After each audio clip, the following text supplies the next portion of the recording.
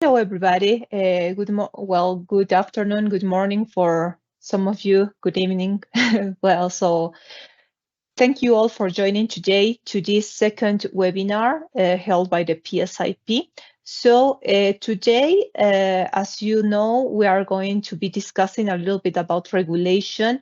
We are going to have a great speaker with us. So I will start today by sharing my screen, just for giving you a brief introduction of what we are going to have today. Today we are going to be given the second webinar of this first webinar series that has been prepared by the PsIP.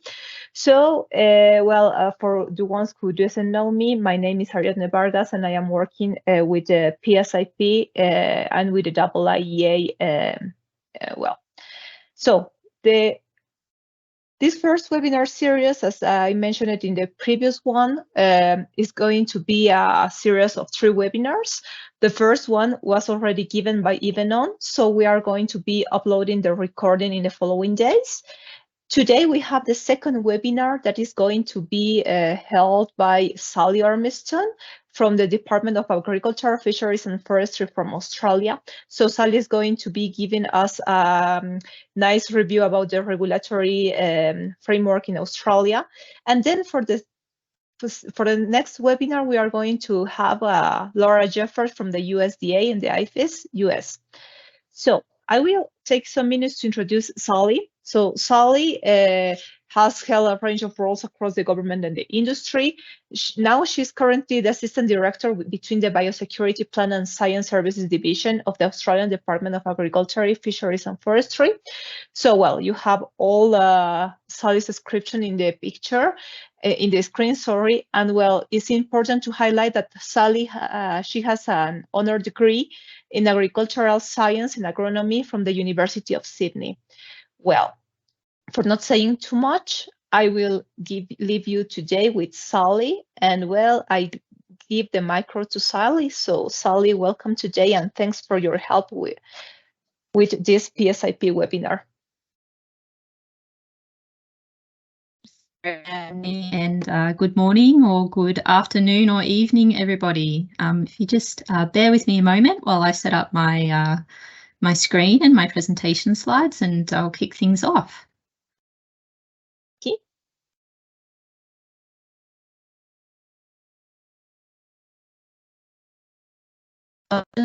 If you can just let me know when you can see my slides. Yeah, we can see it.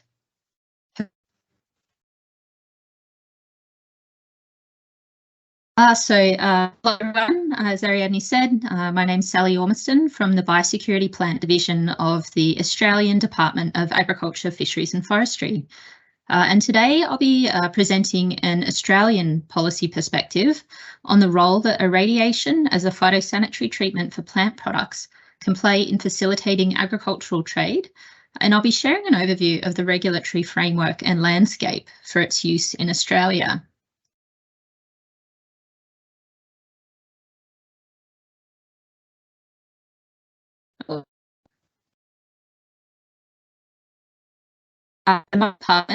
The Department of Agriculture, Fisheries and Forestry is an Australian federal government department, and we work to enhance Australian agriculture, fisheries and forestry industries by creating new or improved export opportunities for Australian agriculture. We also manage biosecurity risks to protect our multi-billion-dollar agricultural industries and to meet our international obligations as a trading partner. We're also the Australian National Plant Protection Organisation. And so the area that I represent is Biosecurity Plant and Science Services Division, and our responsibilities including managing the phytosanitary risks associated with plant and plant products for trade. This includes conducting pest risk analyses and leading negotiations on phytosanitary measures to facilitate trade. And my team, amongst other things, develops strategies to support technical market access negotiations for regulated products and to secure trade pathways for our industries that are commercially viable and will support trade into the future. And so my presentation today will be focusing more on the policy approach to irradiation rather than the technical details of the treatment itself. However, I do have some colleagues on the line from our technical areas. So if there's any technical questions at the end, they'll be able to assist.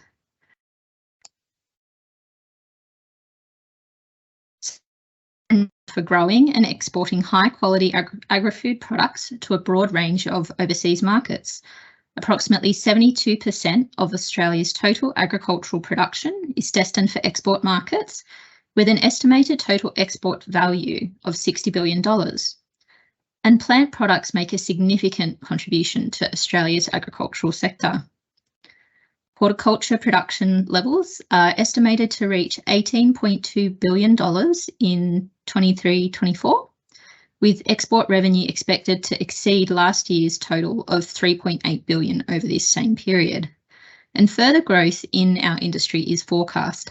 And so exports in particular are of increasing interest to our horticultural industries. And so recognising the significance of exports to our industries, a key focus of our department is looking for improvements to the way that we facilitate both import and export trade now and into the future.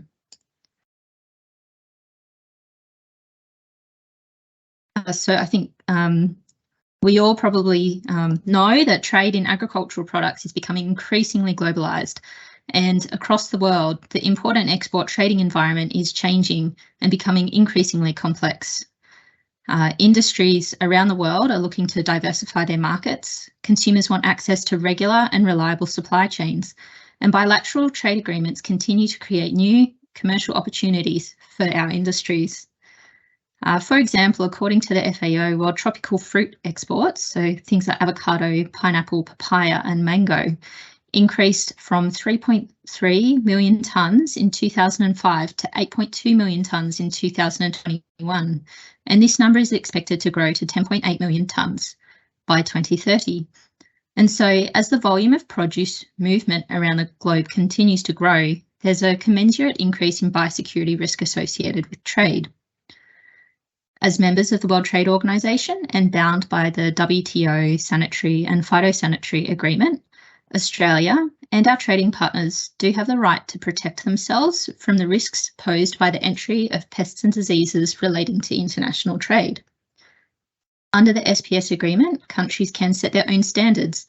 However, the agreement also specifies that biosecurity measures, requirements or conditions to facilitate trade in plant products must be based on science.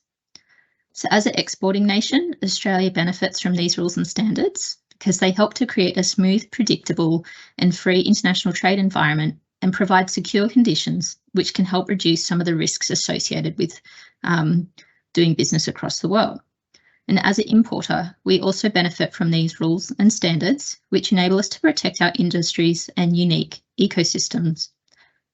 And so the SPS agreement plays a critical role in what the produce trade environment looks like. Well, there's a changing regulatory environment with global trends towards the review, deregistration or non-acceptance of traditionally used ag chemistries and the lowering of MRLs. There are growing expectations that our production and supply chains systems consider sustainability and the environment, and consumers are increasingly savvy about the origins and production practices used for their food, with some trading partners such as the EU looking at the introduction of sustainability requirements. And finally, there are also growing pressures on production with increasing input costs, and so industries are looking for cost-effective and the least trade-restrictive requirements for export possible. And so given this shifting and changing environment, it's very important to the Australian government and our industries that we can continue to meet trading partner requirements both now and into the future. And for imports coming into Australia, we want to be assured of the same things. And so as a department, we're strongly committed to finding new and alternative ways to facilitate trade that are effective, viable and efficient. And for us to do this well, having access to a range of phytosanitary pathway options is important. Currently, we have a number of phytosanitary pathways options available to us for fresh produce, such as irradiation, cold treatment, pest-free area conditions and fumigation, but it's important that we continue finding new and alternative methods that can expand those options for our industries into the future.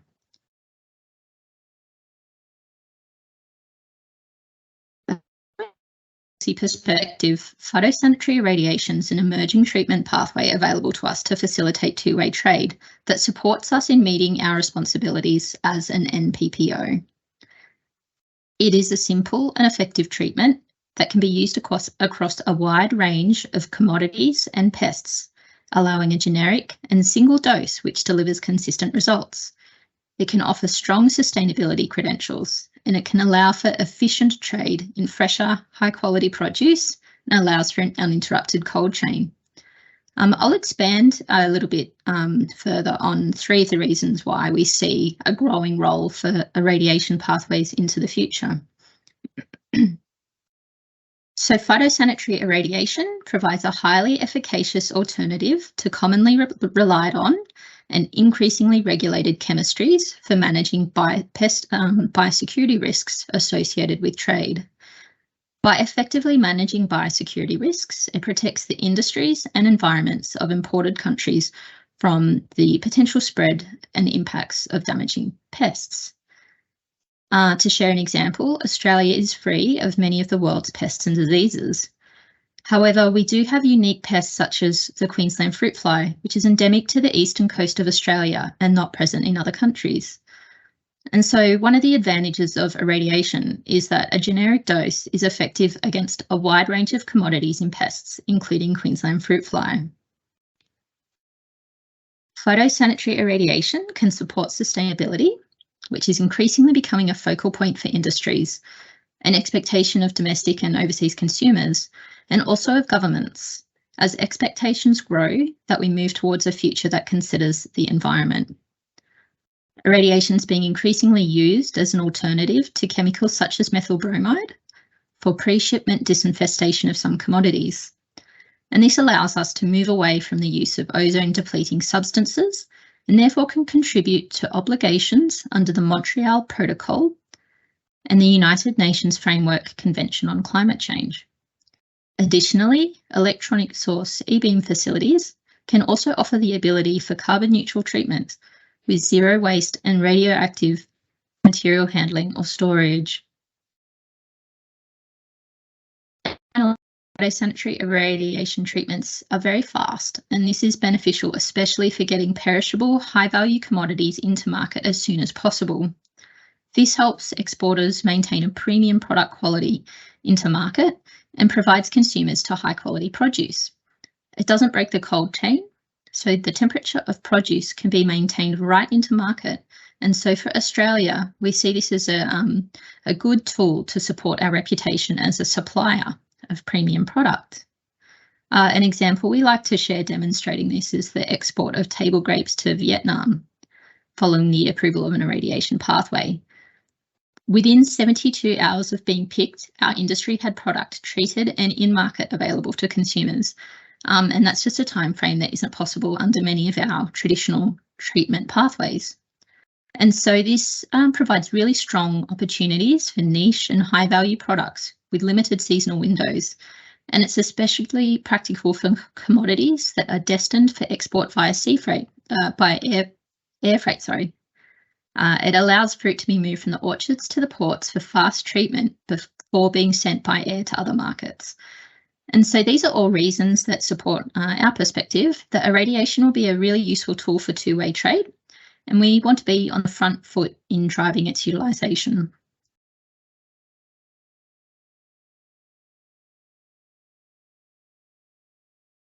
So I've given a bit of an overview of why we think it's a useful tool for trade, and I'll now share a bit of an overview of the regulatory and other frameworks in place within Australia that actually allow the treatment to happen. And so in Australia, regulatory responsibilities are shared between federal and state authorities, as well as Food Standards Australia New Zealand, which is the governmental body responsible for developing food standards. Our radiation facilities are regulated by the Australian Radiation Protection and Nuclear Safety Authority, or RPANSA, in the case of Commonwealth facilities, or by state and territory governments for commercially owned facilities. And these authorities' role is to regulate radiation sources, radiation facilities, and radiation users to ensure that the health and safety of people and the environment is maintained. And this includes things like the movement and security of radiation sources, in line with the requirements of the International Atomic Energy Agency.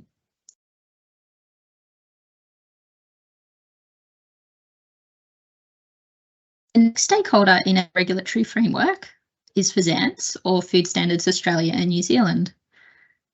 So we do have a food standard for irradiation, which is standard 1.543. And this standard allows the irradiation of all fresh fruit and vegetables for the purpose of pest disinfestation for a phytosanitary objective. And the standard allows use on the condition that the absorbed dose is no lower than 150 gray and no higher than 1 kilogray, and allows irradiation by multiple source materials such as gamma ray, X-ray, or electronic source. Our food standard also sets record keeping and labelling requirements. And so in Australia, when a food or food ingredient has been irradiated, it must be labelled that it has been treated with ionising radiation, and labels must carry text to the effect of treated with ionising radiation or irradiated, name of the food. So the wording isn't compulsory. However, whichever wording is chosen, it must clearly indicate that the food has been treated with ionising radiation. It's worth noting that our Food Standards Code does not mandate the display of the Regira symbol, though it can be used voluntarily. It can't, however, replace that wording requirement. And you'll see on the slide there, I've just included an example of the labelling that's used for produce that's been treated for domestic trade. Labelling has nothing to do with my role. This is just a really good example where the labelling requirement has been met, but I think it's been done in a way that would be perceived quite well for consumers, taking away some of that misplaced fear about what irradiation is and promoting the benefits of the treatment. And finally, in the regulatory framework, we have my agency, who is responsible for overseeing the regulation of treatment for goods imported and exported into Australia. These responsibilities are defined by the Export Control Act 2020 and associated orders and regulations, which identify the requirements for exporting goods from Australia. And for imports, the Biosecurity Act 2015 and associated regulations identify the requirements for importing goods into Australia. And so, from a regulatory perspective, irradiation is treated very much the same as for other treatments in that product security, appropriate packaging, traceability, and phytosanitary certificates are all required. Our department has treatment standards for irradiation that a facility must meet in order to export, and we audit facilities against our treatment standard and any additional importing country requirements as needed based on our agreed trade protocols. Other requirements that exported product must meet include product security. So under Australian and most other NPPO requirements, once goods have attained a phytosanitary status, in this case, once they've been irradiated, phytosanitary security must be maintained at all times. And so that is, the goods must be adequately protected to prevent reinfestation or contamination. And so in our policy, adequately protected means that the goods either have to have secure packaging at either the carton or pallet level, or must meet isolation requirements. So they must be packed in an insect-proof space, and then directly into a shipping container, for example. And when doing the inspection for export, the authorised officer must confirm that the packaging is suitable to meet these product security requirements. Exported products must be traceable, and so from the time that goods have attained a phytosanitary status, so when they've been irradiated, or at the farm level in the case of some protocol markets. All movement of goods needs to be documented to be able to ensure that product has maintained that product security and that it hasn't been substituted. And thirdly, treatment certificates. And so these must be completed by the irradiation operator and include information such as date, dose, the commodity, and other distinguishing features such as the lot number. And so it's once all of these requirements have been met, and that's the point at which a phytosanitary certificate is able to be issued, stating the applied irradiation dose and effectively that trade can occur. And so when we think about exports, all of these steps in the process and in our system need to be robust so that trading partners have trust and confidence in our systems and processes. The department does publish a wide range of instructional material on our website outlining how we deliver upon our responsibilities. And I've got the document I've included on the slide there is our Australian Phytosanitary Treatment Application Standard for Irradiation Treatment. And what this does is it sets out a consistent approach for application of phytosanitary treatment in Australia and alignment with international standards. And regulatory alignment's really important because it enables domestic trade between Australian states and territories and guarantees appropriate assurance and traceback also for our trading partners. And it also provides effective guidance or provides guidance on the effective application of irradiation as a phytosanitary measure for regulated pests on plant products. We do have number of agreed schedules in place to support the import and export of plant products. For importers, requirements for plant products imported into Australia listed on the Biosecurity Import Conditions database. And for exporters, the Manual of Importing Country Requirements, or MICOR, is a searchable database by country and commodity that provides information on all the phytosanitary requirements that apply.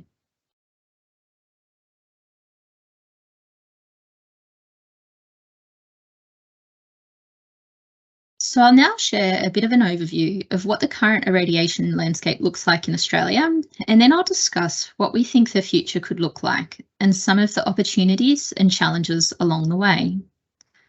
So domestically, irradiation is used year-round for interstate trade within Australia of over 60 crops. We also have approved the import of irradiated fresh fruit from a number of markets, including Thailand, Vietnam, Pakistan, India, and Mexico. And we expect that this will expand as more trading partners include irradiation pathways as part of new or improved market access requests. Our industries are also increasingly using irradiation as a treatment for exports. We currently have access for irradiated fresh produce to Vietnam, New Zealand, the US, Thailand, Indonesia, Malaysia, and Fiji, with very, very strong demand from our industries to expand these pathways further. And so all in all, I think in Australia, it's a very positive story with regards to irradiation, with very positive uptake from industry and also from our consumers. But there is still more we'd like to achieve. In particular, it's a big priority for us to see broader uptake both domestically and internationally. But in achieving that, I think there's still some challenges along the way that I think probably many of us on the line today would relate to and share a lot of these same challenges. And so I'll discuss a little bit about that now.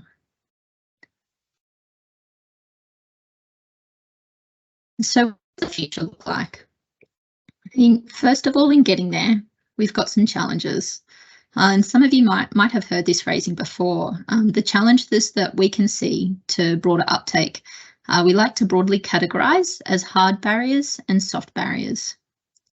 So soft barriers are things that we consider as deterrents or obstacles that don't absolutely restrict use of irradiation, but can cause challenges to uptake.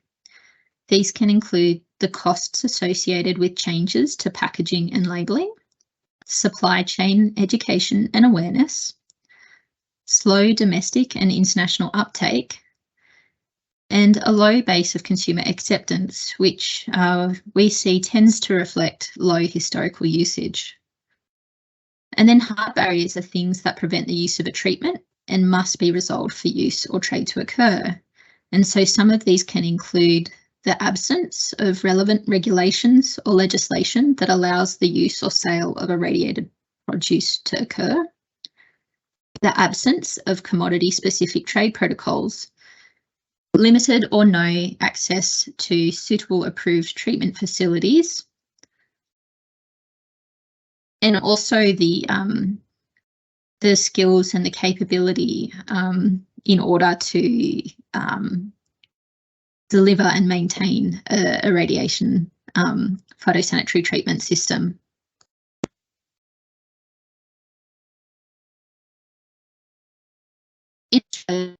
We like to think of challenges as opportunities.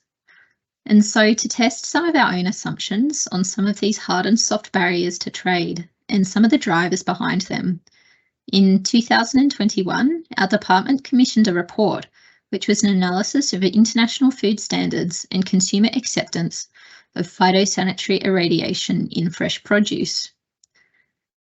And what we sought to get out of this was to better understand the use and the attitude towards irradiation globally and how this might be impacting government policy. Some of the key findings of this report were that consumer acceptance is shifting, with younger generations in particular more open to new technologies. In markets where irradiation is already approved for use on food, the theory of consumer resistance has been repeatedly disproven by sales. Ultimately, if produce is available, attractive, and has accessible pricing, consumers are willing to purchase it. The report also told us that a lack of food standards should not be conflated with consumer resistance and vice versa.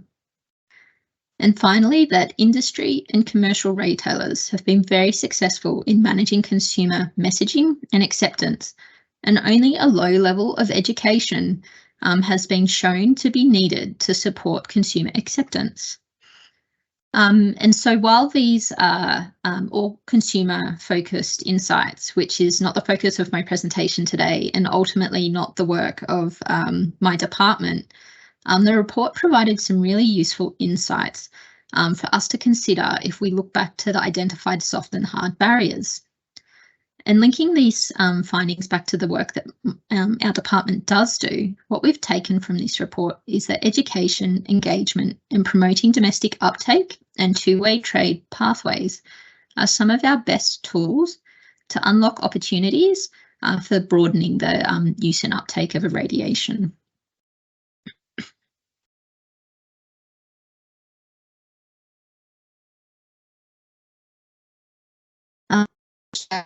To address these challenges. I've grouped these into 3 areas of activity that highlight some of the work that we're doing as a department. So of course, research is very important, and through our established Rural Development Corporation funding model and other projects, our department does support research into phytosanitary irradiation. So through our established RDC model, departmental funding's been leveraged to support research into areas such as pest mortality, pest disease transmission, post-treatment effects on product quality and shelf life, as well as commodity-specific projects. And this funding also supports activities such as workshop and other events. We also engage very closely with our growers, treatment providers, and our research community to understand the knowledge gaps and opportunities in the irradiation space, and to encourage industry to consider, we also encourage our industry to consider irradiation pathways as part of their export ambitions, and to look at what data they might need to support that, such as efficacy data or dose mapping. The next piece of the puzzle is education. And education on the benefits and processes of irradiation is really important to support confidence and uptake. So last year, My team developed a series of short videos and supporting materials called the Irradiation Insights Education Package to help educate domestic and international stakeholders on why and how Australia uses irradiation as a phytosanitary treatment for fresh produce. And the series focuses on the application, logistics, regulation, and the effectiveness of the treatment. If any of you were at the irradiation conference in Bangkok last year, you might have already seen these. I won't play any of the videos today, but I have included a QR code in the slides for those of you that are interested. And these are a resource that we have publicly available on our department's website for anybody to access. The sort of the third column of some of the actions that we're taking is partnerships. And partnerships are something that we've recognised are really central when it comes to operating in new ways. And so we're really looking to build our relationships across the board. In the trade space, we're very keen to work with our trading partners to support greater uptake. And we do this through engagement with our trading partners, our capacity building activities, and advocacy in bilateral and multilateral forums. I've mentioned that we do encourage our domestic industries to consider irradiation for export, but we're also encouraging our trading partners to consider these pathways to support the import of their products into Australia. I think it's really important to keep in mind that trade's a two-way street. It's also important to acknowledge that we know that not all trading partners are at the same point as Australia is with regards to the use of irradiation, and in many places there are still persisting sensitivities. And so what this engagement and partnerships can look like can vary from trading partner to trading partner, from very early conversations and just starting the discussion so that we better understand the concerns or barriers to adoption, to working to approve facilities, the sharing of information, connecting stakeholders and other government agencies, capacity building, and then right up to negotiating of two-way trade pathways. And I guess from the purely just trade focused space, developing local relationships is really important. I think probably for those of you on the line that might work in government, or really for anybody in your respective roles, I think many people will be able to relate to the feeling that we just can't do everything. And so the reality is that there's no single organisation or person that can make broader acceptance happen. And so that's when there are those really good opportunities to develop those local partnerships and look at opportunities where we can support each other's efforts.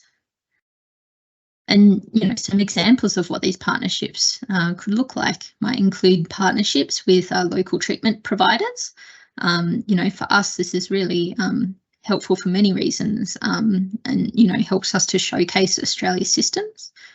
Could be research partnerships to fill knowledge gaps.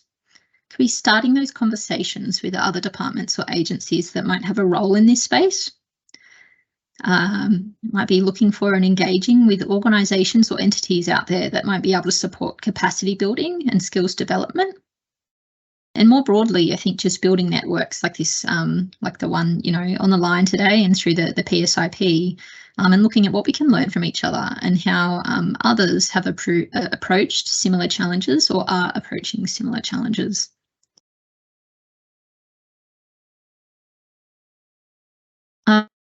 Race through my presentation, but I guess I'll sort of wrap up with some key messages or observations. I think it's fair to say that irradiation's currently underutilised tool, and it's going to be increasingly important for sustainable and future-proof trade, and it offers some really clear commercial benefits to our industries. It's fast, it's effective, and it maintains product quality. Australia, I think, has really been at the forefront of uptake and use of irradiation, but we do recognise that the adoption and uptake, more broadly, will take time, and there's still some barriers to be addressed on all fronts. partnerships are going to be key for all of us to address these challenges.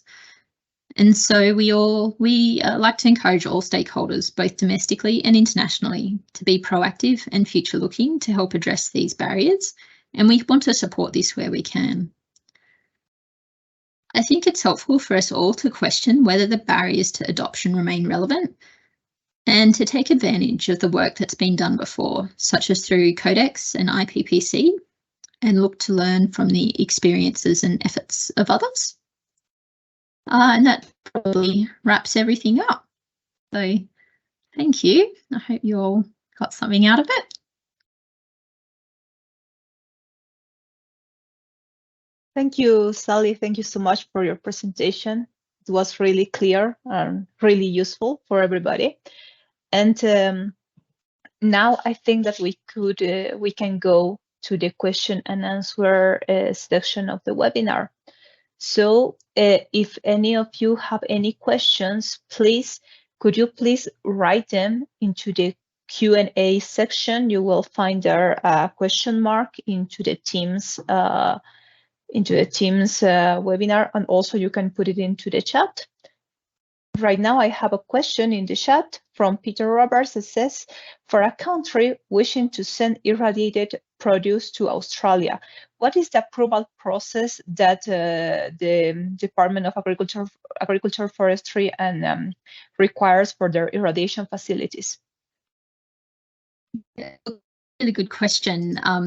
And admittedly, I don't work in the imports trade space, so I won't be able to give a very, very detailed answer. I think I might have some imports colleagues on the line, so feel free to pop your hand up or put some information into the chat.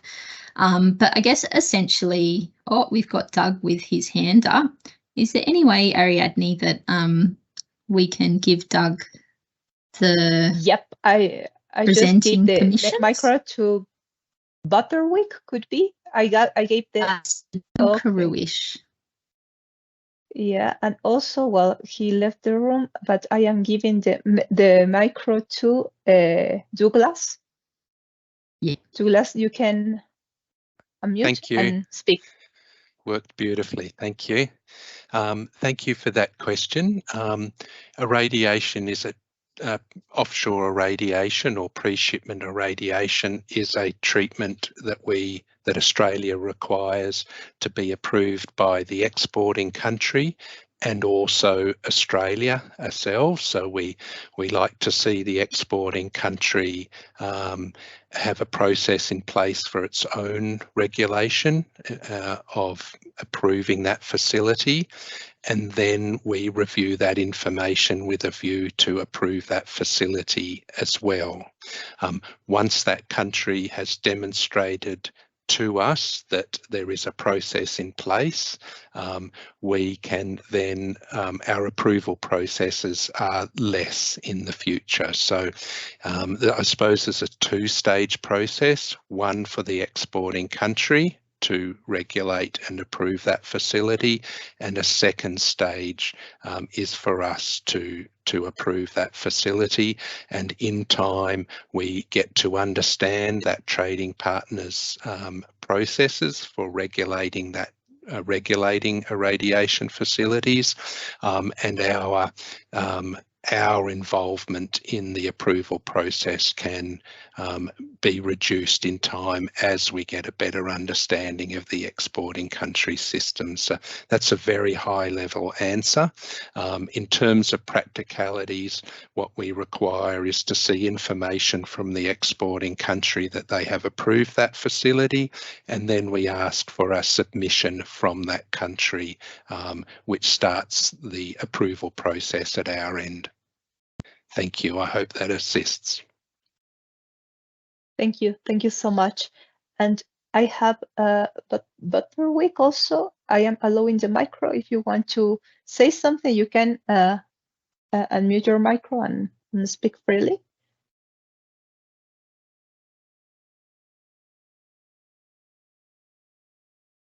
Well, I don't know if that's working. Well, I don't know. You can unmute, but I have the name user Butterwork. Could it be? I just gave you the you have your hand up. You can unmute yourself and just start talking. There you are. Okay. Are there any products shipped to the United States?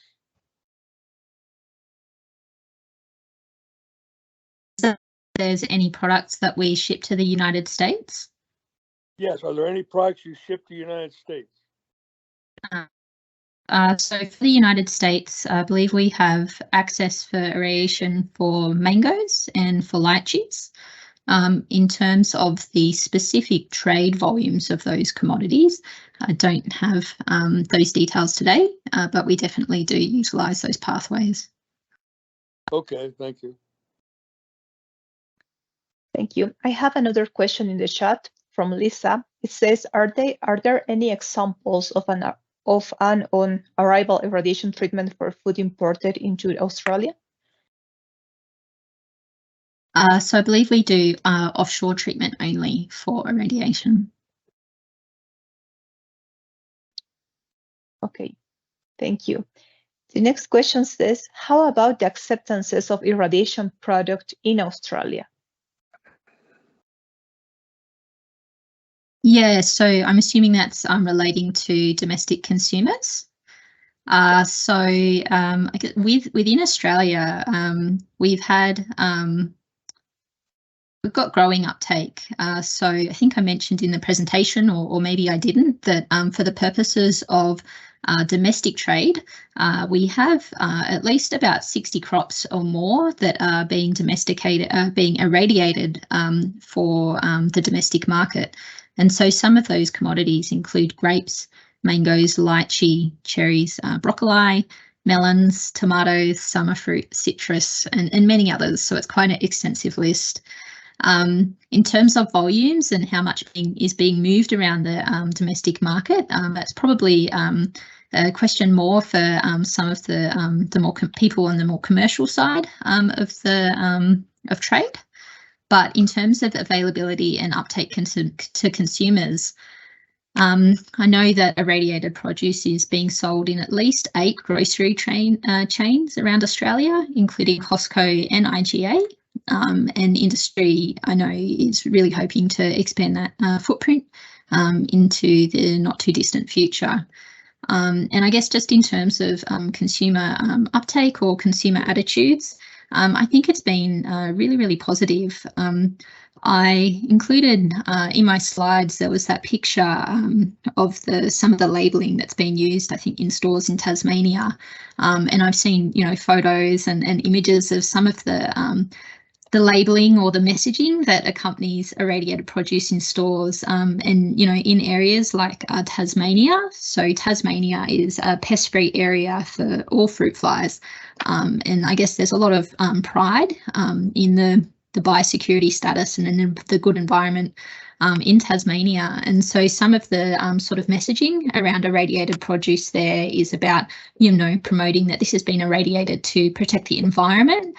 Or chemical-free treatments and things like that, and that's had really good consumer responses and uptake there. So it's a positive story, and I think it's one that will continue growing. Thank you so much, Sally. I have another question that says, are there any products shipped to Morocco or Africa?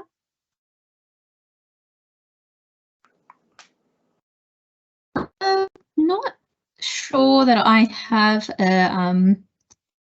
I'm not sure that we do export irradiated produce to either of those markets. Yeah, I'm not sure on that one. Possibly not. Okay, thank you. Now I have another one that says, in slide 2, you highlighted that the total value of production to fall by 14% from 92 billion in 2022-2023. What is driving this fall? Yeah, that's a really good question. So I think partly some of that growth has been driven by seasonal conditions. We've been fortunate in Australia in the last couple of years to have had pretty good rainfall and pretty good growing conditions, which has resulted in good yields for our industries. But then also, I guess there's just been huge expansion of particularly horticultural goods across many of our hort sectors. So we've seen a lot of growth and additional plantings across, table grapes and avocados and citrus and a lot of our major horticultural industries. And so as those increased plantings come online, that's where we're, and they're sort of coming into production, that's where we're seeing those really big growth in the hort sector in particular. I thought that as well, because I've seen a message building on the previous question about domestic uptake and the sort of the volume of product moving domestically. So Ben Riley, who works for Steritech, which is our irradiation provider in Australia, has just added in the comments that Steritech has treated over 3,400 pallets of produce for the domestic market last year, which equated to over 15 million consumer units that were labelled according to our requirements and sold with success over the last 12 months. And he's also confirmed that that number is expected to grow significantly in the year ahead. Okay, thank you. Thank you so much, Sally. I have two more questions, I think. It says that is the report that you commissioned available in part or whole? It's not one, the report itself, it's not one that we sort of generally share externally, because it was sort of just, I guess, developed for those sort of internal insights and a lot of desktop research. But we do have a bit of a, I might even be able to bring it up on the screen. We do have just a placemat that that some of the findings of the report. So I might just share my screen again if that's okay, and people can have a quick squiz. Yep.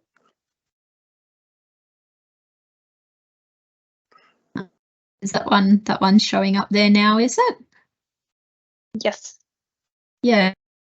This is just a bit of a placemat that we put together to summarise some of the key findings of the report that we found. And so it wasn't, a completely comprehensive report of every market and all consumers. I guess we sort of focused on some key ones, but there were some really clear trends there particularly around, the value and the benefits of consumer education, and about some of those changing perceptions of the treatments that are applied to foods. Great. Thank you. Thank you so much, Sally. And now I have another question. It says, do you have any advice for countries that are looking to develop regulations on phytosanitary irradiation? A really good question, I think, because, there's so many different approaches across the globe, and I think it can be quite complex, especially if you look at all the different, agencies or players that are involved across government and industry and the like. But I think if I was to give advice, I think, it can seem complex, but I think there's some really good examples out there of regulations and standards that are already in place in countries around the globe that are supporting the effective use of phytosanitary irradiation. So, for the food standards, for example, for Australia, we have our FSANS, the standard, which is standard 1.5.3. But, you've also got other sources like Codex for efficacy. There's resources or standards in place such as ISPM 28 or USDA treatment manuals, for example. And then for facility requirements as well, there's really good examples out there, or standards like ISPM 18. So I think they're really good sort of reference and starting points. And then, I guess countries like Australia can be a really good example to borrow from, but and sort of alluded to it in my presentation, but I think it's also really good to share learnings on, what might we do differently, or how might this be done? Is there some systems that work better, or, they've matured over time? And I think just finally, I'd probably reflect that, certainly when it comes to trade and export and import trade, I think there's a lot of benefit to come out of having consistent regulations and standards that align as closely as possible. Of course, they want to be effective for trade and effective for their intended purposes, but where there is alignment, it can just help with, streamlining trade and not creating additional requirements that, all of our respective industries would need to meet. So, some thoughts. Thank you, Sally. Can I add something to your answer also? Is that I must think after IMRP, I must believe that the key of the success is just to work as a team. So you work with the irradiators, you work with the producers, with the customer acceptance, and also with the regulator part. So I think that when a country wants to develop this technology, the country needs to work all together. So this is something that Australia did pretty well. Okay, I have another question for you. It says, do you think that China, Japan, and Taiwan will begin to accept irradiated fresh produce in the near future? Yeah, that's a really good question. I think it's a little bit difficult for me to answer because obviously that's, I guess the decisions of China, Japan, and Taiwan and their sort of regulatory environments. But, there are examples in those markets where irradiation is used for certain, very, very specific purposes. And I think, they may well do, but it will take time to get there because at the moment, the regulations and the frameworks aren't in place to allow that. And so, I think for that to be a possibility for those markets, there's, to my understanding, still some work that needs to be done. But I guess in terms of timeframes or yes or no, that's probably a difficult question to answer. Our industries would certainly hope so. Okay, thank you, Sally. Well, I think that those are the whole questions, unless there's somebody else that wants to put another one in the chat. Maybe you want to, I don't know, highlight or give a key message for ending. No, just wait for me. I just received another question. It says, let me check. No, it's just an answer. It says that Ben is answering that this is something that he can help in answering, related with tons of irradiated fruits that have been importing in Australia. So Ben is saying that the average is growing at a 30% per year for the last 6 years, so something that is quite good. But he guessed it could be around 500 or 1,000 million tons. So that I think that's great. So now coming back, do you have any key message, Sally, that you want to share with the audience just for being closing the event? Sure.